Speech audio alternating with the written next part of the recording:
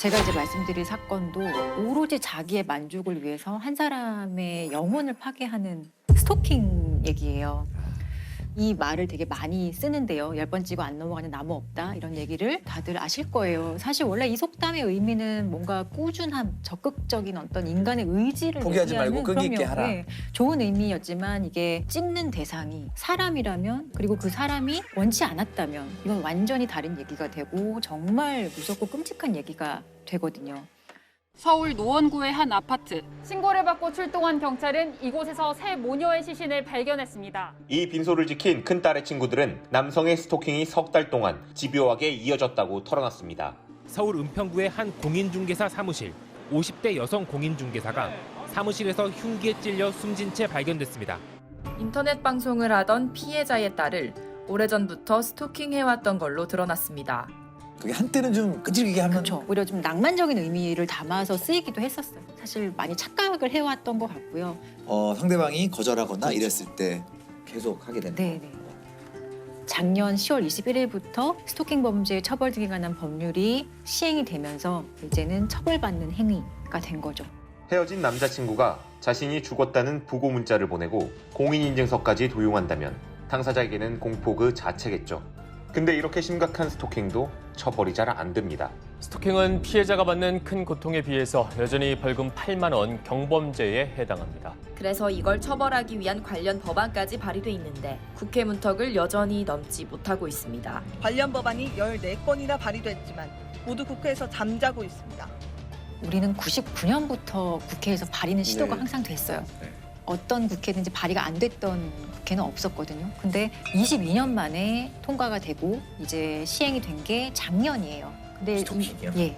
근데 이미 사실 우리가 알고 있는 어떤 주요 선진국들은 90년대에 이 스토킹 행위를 법률적으로 제재하는 거에 대한 법률적인 정비는 다 마쳤고요. 이웃나라 일본 같은 경우도 2000년에 이미 스토커 규제법이라는 법률을 만들어서 형사처벌해 오고 있었어요. 우리는 정말 이거를 환영하기에는 너무너무 늦은 거죠. 국회는 그동안 스토킹과 애정 표현을 구별하기 어렵다며 입법을 미뤄왔습니다. 유가족들은 많이 늦었지만 이 법이 꼭 제대로 시행되길 바란다고 했습니다. 제가 듣기로는 시행 첫날에 전주에서 첫 사례가 예, 맞아요. 나왔다고요? 10월 21일 00시부터 시행이 되는 거거든요. 1시간이 지난 새벽 1시에 전주의 한 아파트에서 헤어진 남자친구가 계속 초인종을 누르는 거예요. 그래서 여자분이 경찰에 신고를 하고 경찰이 출동을 해요. 스토킹 처벌법으로 처벌받을 수 있습니다. 그만하세요라고 했는데 경찰이 돌아간 후에 1시간 후에 또 벨을 누르거든요. 네. 그래서 경찰이 다시 와서 현행범으로 바로 체포를 해갔어요.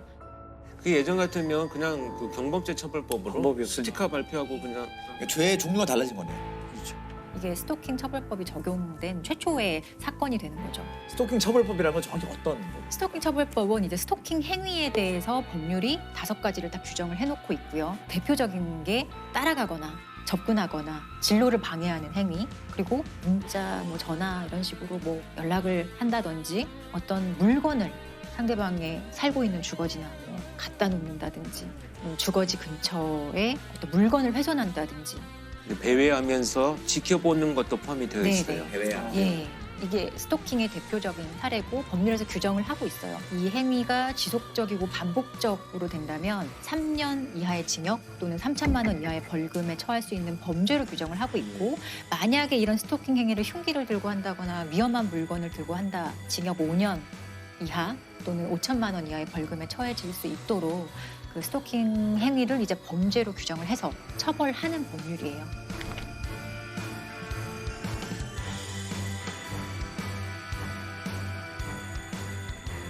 변호사님께서 직접 스토킹 사건 피해자를 좀 변호하신 스토킹 적이 사건. 있으시죠? 제가 기억나는 사건 중에 하나는 2020년 초에 이제 N번방 사건으로 디지털 성폭력과 성착취의 어떤 실태와 현황을 보고 많이 충격을 받았잖아요.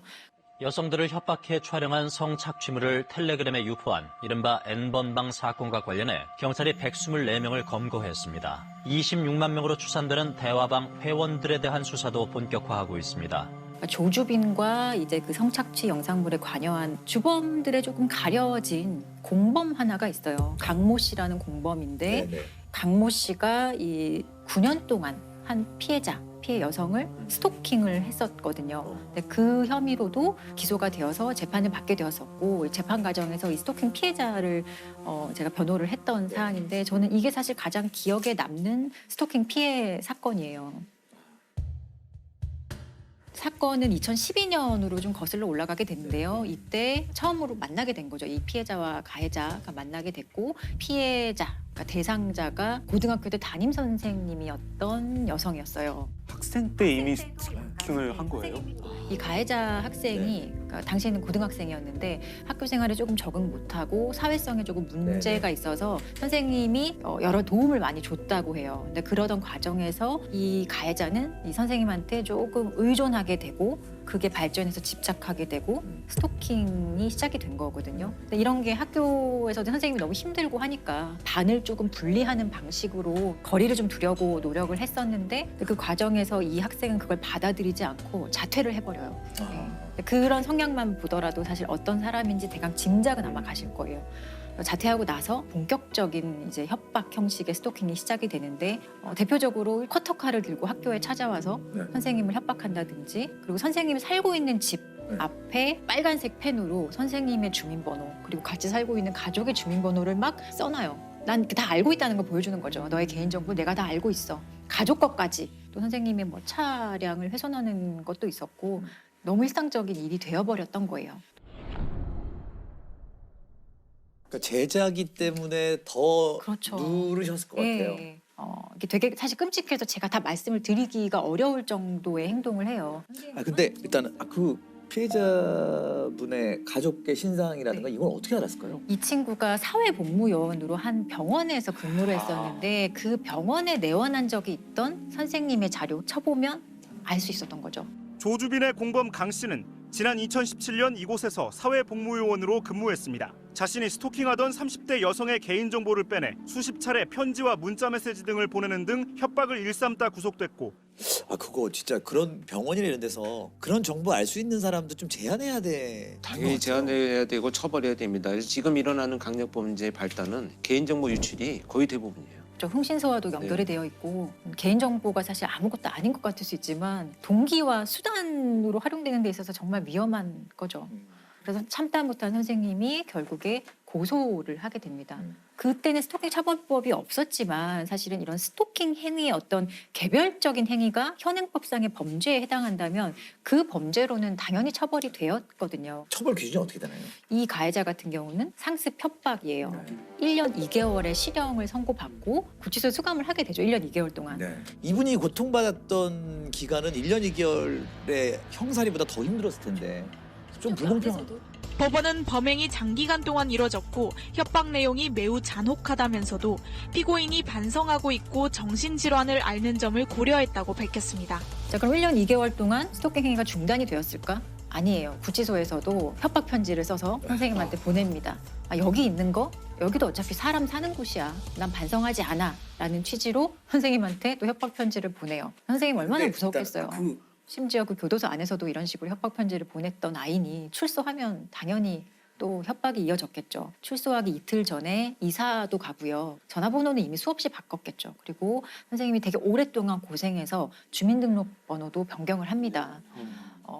그런데 출소한 지 5개월이 되는 날 선생님이 살고 있는 그러니까 새로 이사간 집 우편함에 선생님의 바뀐 주민번호와 그리고 가족의 주민번호가 또 적어진 편지가 놓여 있는 걸 발견을 합니다. 그건 또 어떻게 알아요? 이건 어떻게 알았냐? 이것도 참 되게 놀라운 일인데 출소하고 사회복무요원으로 구청에서 일을 하게 돼요. 이해가지 않으시죠? 이런 전력이 있는 사람이 또 신상 정보를 알 수 있는데 또 그렇죠. 구청에 사실 우리 뭐 개인정보 다 가지고 있는 거잖아요. 어떤 증명서 발급하고 이럴 때 주민번호, 이름 있으면 다 발급할 수 있는 건데 사실 사회복무요원은 접근 권한이 없어요. 없는데 그러니까 잘못된 방식으로 일을 한 거죠. 그러니까 실제로 이게 당시에 N번방 사건과 함께 좀 얘기가 되면서 많은 사람들이 충격을 받았어요. 박사방 운영자 조주빈은 공익근무 요원들에게 신상 정보를 받아서 피해 여성들을 협박했죠. 공익요원에게 한 건당 15만 원씩 주겠다고 제안하는 것으로 드러났습니다. 공익근무 요원 강모 씨도 개인정보를 빼내 수차례 조주빈에게 건넸지만 60만 원밖에 못 받았다고 주장했습니다. 황당한 건 복무 기간이 남은 강 씨가 출소 9일 만에 구청 공익으로 배치돼 개인정보에 또다시 접근할 수 있게 됐단 겁니다. 구청은 과거 강 씨가 개인정보 유출 관련 전과가 있는지도 전혀 몰랐습니다. 아니 근데 그렇게 뭐 어떤 혐의로 갔다 왔는지 몰라도 1년 2개월 실형 갔다 오는 거면 되게 큰 거잖아요. 무슨 범죄든 간에. 근데 그 당시에 병무청에서도 사실 사과를 했었어요.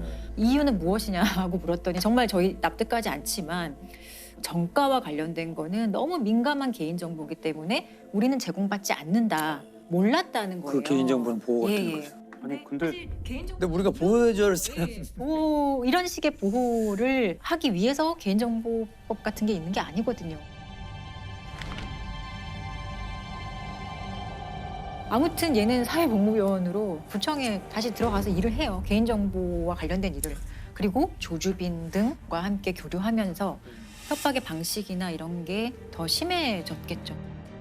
이 스토킹 가해자는 이 선생님의 아이를 죽이기 위해서 조주빈에게 400만 원을 주면서 살인을 예비해요. 그러니까 좀 보복해달라. 진짜 실행에 옮기려고. 살인 청구를 청구를 실제로 400만 원을 주고 하고 실제로 살인 예비죄로도 유죄를 받았어요. 나는 죽이려고 한 목적은 없다. 그냥 뭐 보복을 해달라는 얘기지. 그게 죽여달라는 얘기는 아니다. 이런 식으로 재판에서 주장했지만 받아들여지지 않고 살인 예비죄도 인정이 됐고. 공범의 담임 선생님이었던 피해자는 제자에게 긴 세월 스토킹을 당하다가 딸의 목숨까지 빼앗길 뻔했습니다. 조주빈에게 A씨 딸의 살해를 청탁하고 400만 원을 건넸습니다. A씨의 연락처와 딸의 어린이집 주소 등을 넘겼습니다. 조주빈은 강 씨에게 A씨의 딸에게 독극물을 쓰겠다는 메시지까지 남겼습니다. 강 씨는 흉기를 들고 찾아가기도 했고 어린 딸을 협박하는 문자도 수차례 보냈습니다. 어떤 얘기를 하냐면 우리나라 법 좋아. 나는 심신미약으로 3년만 살다 나오면 돼.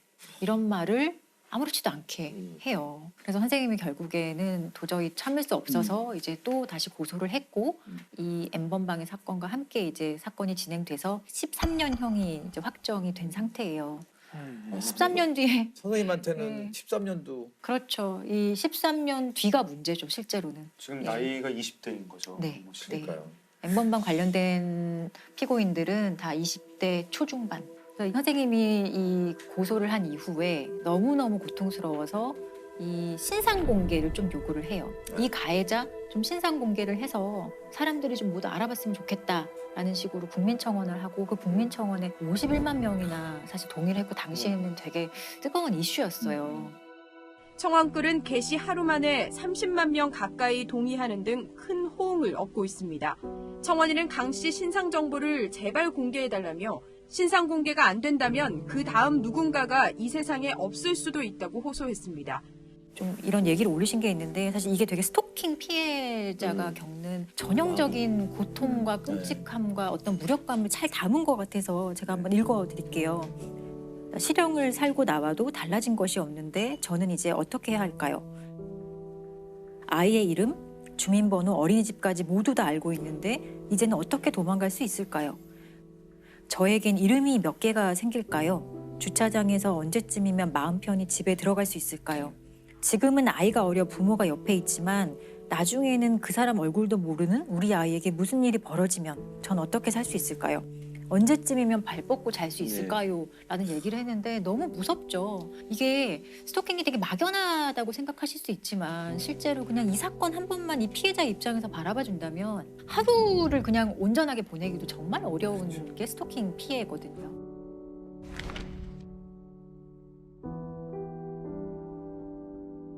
공범 강모 씨는 수사 단계에서 신상 공개가 된 건 아닌데 성범죄자 알림 이 사이트나 어플 이런 데 들어가시면 우리 주변에 어떤 성범죄자가 살고 있는지 이런 것들 다 조회를 할 수 있어요.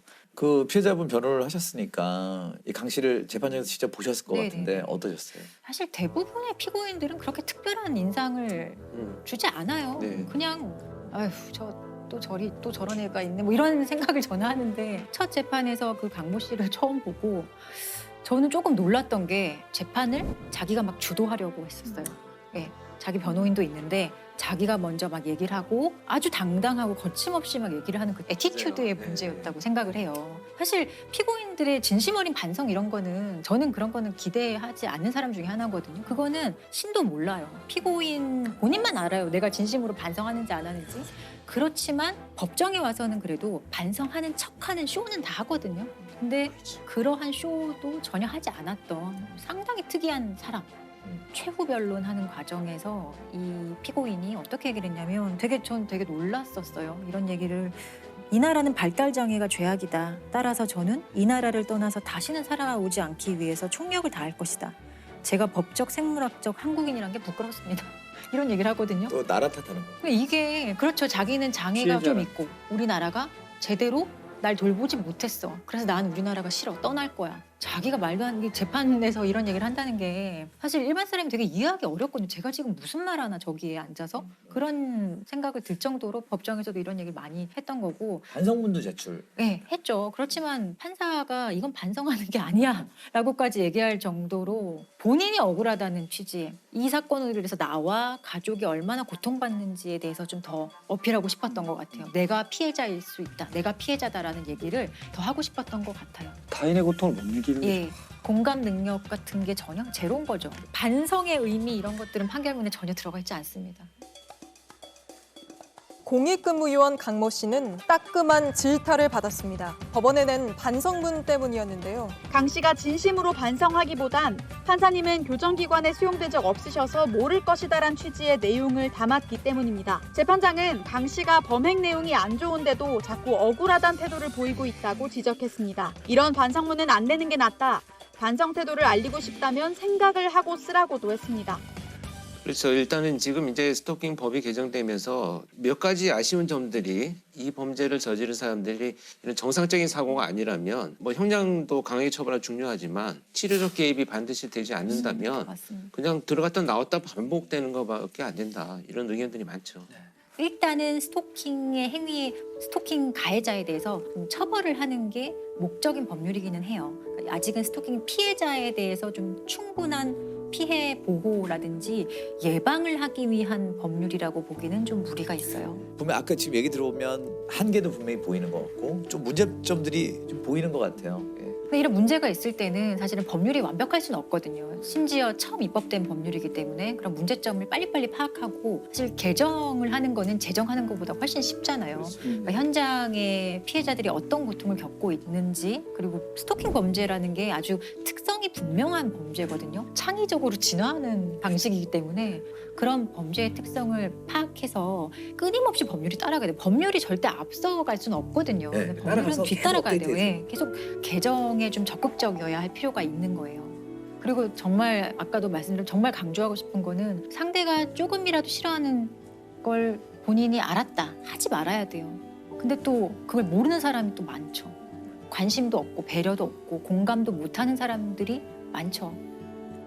상대방의 동의라는 게 얼마나 중요한 것인지 상대방이 나 그만해, 나 싫어라고 분명히 얘기를 하거든요. 나 이렇게 하는 거 원하지 않아 라고 했으면은 더 이상 안 나갔으면 좋겠어요. 그게 정말 하고 싶은 말이에요.